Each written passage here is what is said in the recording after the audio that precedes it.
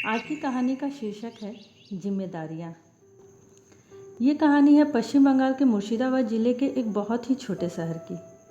ये कहानी है नारायण शर्मा और उनके परिवार के इर्द गिर्द घूमती है।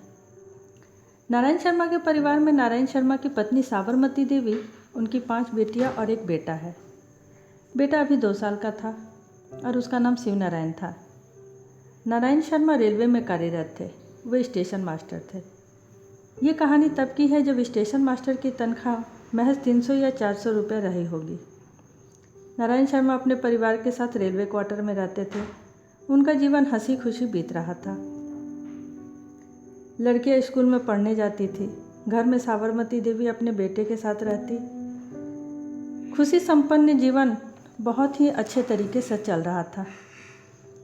फिर एक दिन अचानक नारायण शर्मा को दिल का दौरा पड़ने के कारण उन्हें अस्पताल में भर्ती कराया गया। अस्पताल में भर्ती होने के 3 दिन के बाद ही उनकी मौत हो जाती है। नारायण शर्मा के परिवार पर तो जैसे दुखों का पहाड़ टूट गया। उनकी मौत के बाद साबरमती देवी और उनकी बेटियों को क्वार्टर छोड़ना पड़ा। नारायण शर्मा की मौत के बाद उनकी जगह उनकी नौकरी साबरमती ने अपने भाई के लड़के यानी अपने भतीजे को दिलवाती है, ये सोच करके कि ये उन लोगों की देखभाल करेगा। मगर इस मतलबी दुनिया में कौन किसका होता है, वही हुआ जो होना था। उनका भतीजा अपनी बुआ और अपनी बहनों से मुंह मोड़ लिया। अब यहाँ साबरमती देवी ने घर चलाने के लिए लोगों के घरों में चावल और गेहूं साफ करने लगी और महिला समिति में कपड़े सिलने लगी। साथ में पेंशन के लिए भी दौड़ धूप करती रही। नारायण शर्मा की मौत के 3 महीने के बाद साबरमती देवी को 70 रुपये की पेंशन मिलने लगी। नारायण शर्मा ने नौकरी रहते ही अपनी बेटियों के लिए कुछ गहने भी रखे थे ताकि उनकी शादियों में काम आए। साबरमती देवी ने तंगी में घर चलाना मंजूर किया, लेकिन गहनों को हाथ तक नहीं लगाया, क्योंकि उन्हें पता था अगर ये गहने निकल गए तो उनके पास कुछ न बचेगा। नारायण शर्मा की मौत के समय उनकी बड़ी बेटी 14 वर्ष की थी।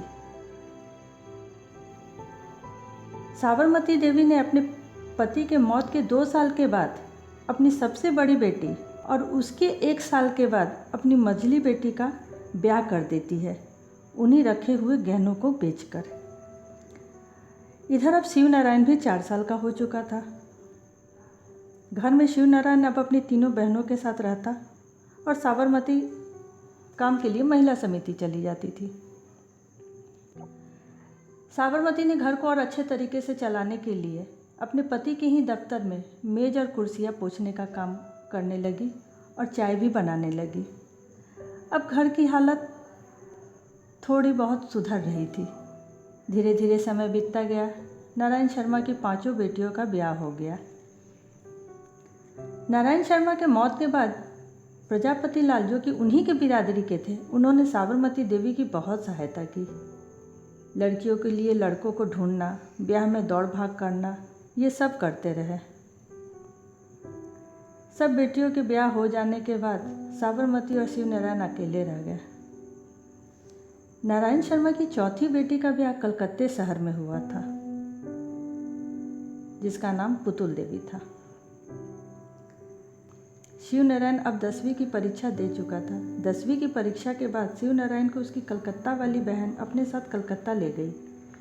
इधर साबरमती भी अब बूढ़ी हो चुकी थी। अब उनका गुजारा सिर्फ पेंशन पर ही होने लगा। साल भर पे एक बेटियां आती और माँ को देख करके चली जाती। कलकत्ते वाली बहन के ऊपर शिव नारायण की जिम्मेदारी आ गई। पुतुल देवी की खुद की 3 बेटियां थी और एक लड़का था। शिव नारायण ने कलकत्ते से ही BA की डिग्री ली और फिर उसे एक दफ्तर में नौकरी भी मिल गई। यहाँ भी जीवन सामान्य ही चल रहा था। शिव नारायण की पढ़ाई भी पूरी हो गई, उसे नौकरी भी मिल गई। तब उसकी बहन बहनोई ने उसके ब्याह के लिए लड़की देखने लगे।